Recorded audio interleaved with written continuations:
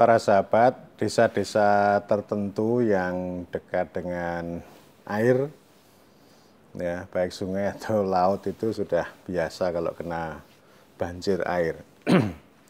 Ini yang tidak biasa itu kalau desa kebanjiran aplikasi.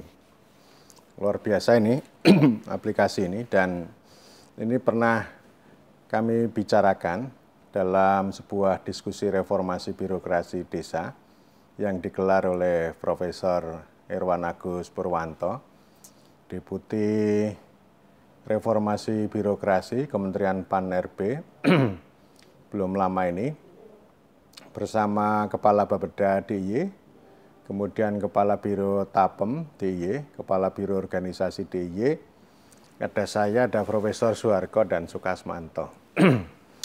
Ini awalnya letukan dari Kepala Biro Tata Pemerintahan Provinsi Pemda DIY, Kanjeng Yudo Negoro.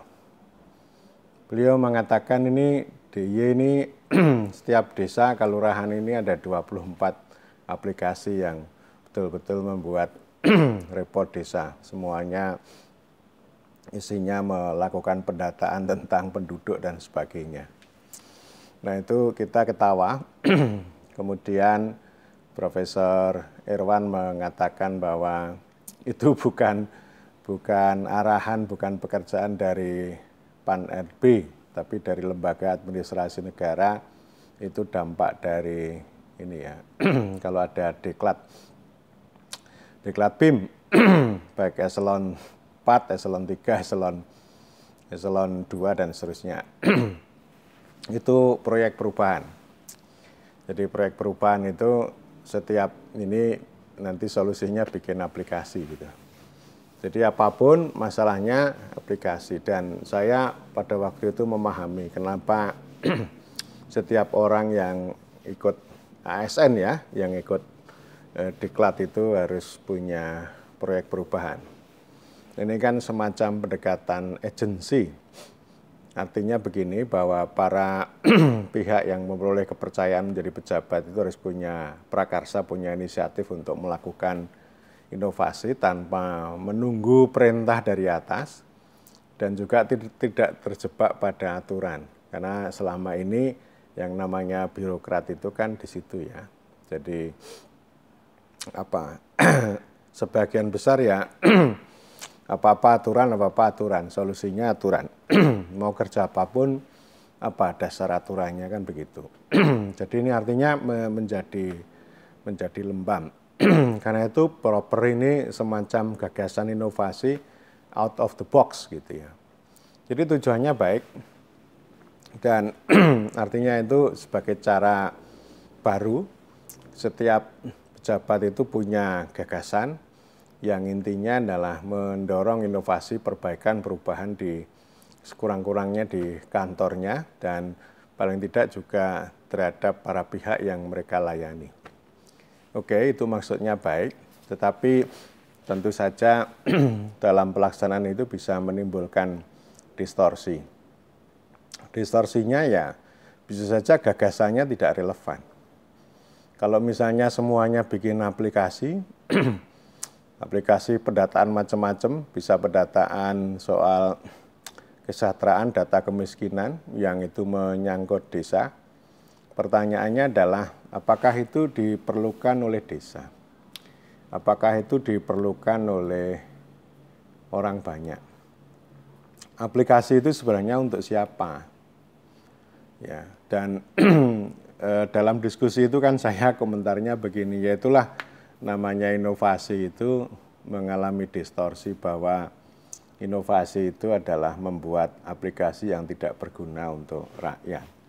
Jadi ketika desa itu melayani begitu banyak aplikasi, maka sebenarnya bukan melayani orang banyak, tapi ya melayani para pembuat aplikasi itu. Dan itu memang tidak jadi ini ya, bukan berarti desa lalu anti aplikasi. Kalau misalnya sekarang datanya ada 27 aplikasi, itu kan jadi masalah. 27.000 ya seluruh republik ini. Kalau di desa 24, masing-masing itu mengandung unsur pendataan kan orang lalu sibuk banget ngurusi aplikasi. Dan itu orang yang ngurusi aplikasi lalu lupa bahwa tugas mereka itu kan mengurus rakyat.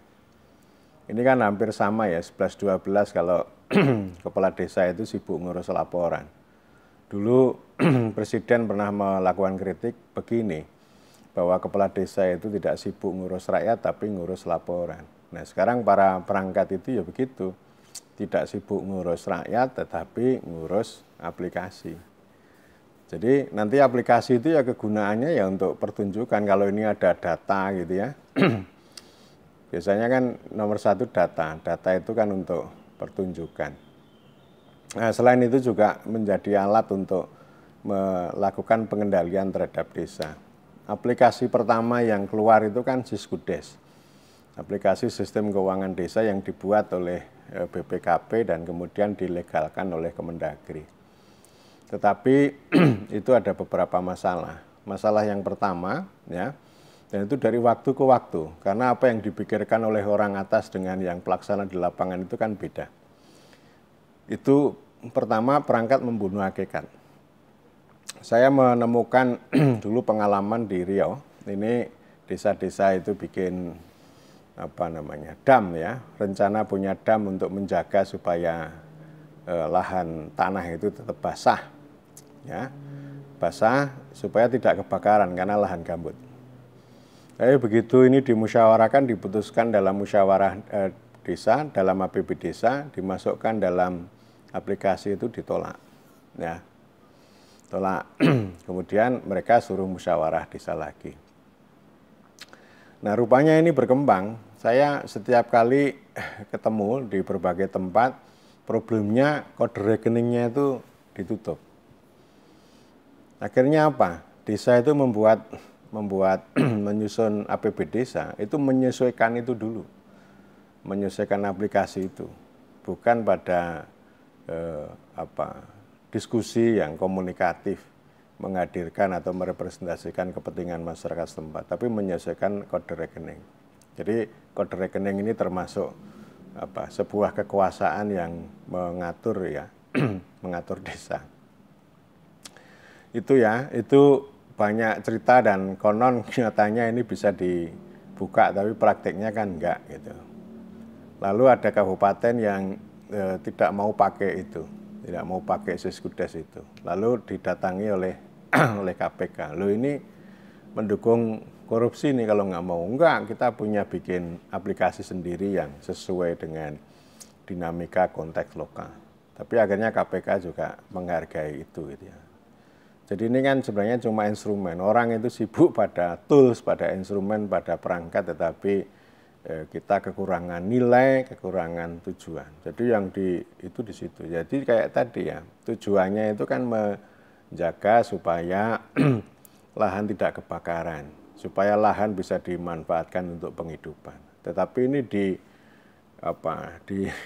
dihambat oleh aplikasi karena nggak sesuai kode rekening. Karena ya nggak bisa, saya minta ini bisa nggak disiasati jadi irigasi, oh nggak bisa gitu ya. Jadi yang pertama. Kemudian yang kedua ya, BPKP ini membuat aplikasi ini kan artinya begini, dia itu kan fungsinya pengawasan pembangunan. Jadi ini ekstra lembaga, ini kebanyakan lembaga. Kan sebenarnya sudah ada BPK, ya, sudah ada inspektorat, kan? Inspektorat di masing-masing daerah kan ada. Lalu ada BPK lagi loh. Dan BPK itu BPKP itu ya menjalankan tugasnya melebihi kewenangannya. Wong dia pengawasan kok. Lalu bikin aplikasi, lalu pelatihan begini begitu ya. Jadi nanti para pejabatnya jadi narasumber sana sini gitu ya. Jadi artinya ya sama, membuat aturan, membuat aplikasi itu ya dalam rangka untuk rente tadi. Itu termasuk, saya katakan termasuk rente. Jadi mencari keuntungan dari membuat itu. Ya terserah aja lah. Itu di Republik ini kan banyak yang modal-modal gitu. Bikin aturan itu kan untuk mengerjai orang banyak, sekaligus juga untuk mencari duit tambahan bagi mereka gitu ya. Jadi kalau misalnya sosialisasi bintek atau apapun namanya itu kan orang bayar, nah itu dapat tuh gitu ya. Ya nggak apa-apa kalau gitu, yang penting tujuannya itu kesampaian. Nah ini tujuannya nggak kesampaian, tapi mereka dapat keuntungan gitu ya. Jadi ini melebihi otoritasnya, dan saya pikir ini soal aplikasi itu kita kembalikan pada prinsip ya. Aplikasi ini kan penerapan teknologi. Teknologi itu pada dasarnya membuat hidup manusia lebih mudah. Nah ini aplikasi ini nggak lebih mudah, tapi membuat sulit. Karena itu namanya teknokrasi ya. Kalau teknologi membuat hidup manusia lebih mudah, kalau teknokrasi itu membuat hidup manusia lebih susah. Nah, teknokrasi itu ini persoalan kompleks disimpelkan ya, simpelkan. Ya simplikasinya misalnya begini, apapun masalahnya solusinya adalah aplikasi. Nah kalau ini sudah dibuat simplifikasi, lalu yang disimplifikasi ini dibuat rumit, yang bikin susah gitu ya. Jadi prinsipnya yang simpel itu tidak tepat, tapi yang rumit itu tidak berguna. Jadi teknokrasi akhirnya ya itu tadi, dua-duanya diambil. Jadi tidak tepat dan tidak berguna. Gitu. Dan aplikasi prinsipnya kan kita itu voluntari ya. Kita punya banyak aplikasi lah. Kalau kita di mobile phone ini kan banyak aplikasi ya terserah kita. Itu namanya aplikasi. Tapi aplikasi ini memaksa orang. Jadi aplikasi ini menjadi regulasi. Jadi aplikasi dimasukkan dalam birokrasi, dalam jaringan birokrasi lalu untuk memaksa orang. Jadi makna aplikasi yang sifatnya sukarela untuk membantu, melayani, memudahkan, tapi justru malah mempersulit, mengerjailah. Atau ini istilah saya itu para pekerja mengerjakan pekerjaan yang tidak perlu dikerjakan, dan maksudnya sebenarnya mengerjai orang lain gitu ya. Jadi itu saja. Dan orang-orang para perangkat desa itu ya intinya tadi bukan untuk melayani orang desa, tapi melayani ya penguasa aplikasi itu.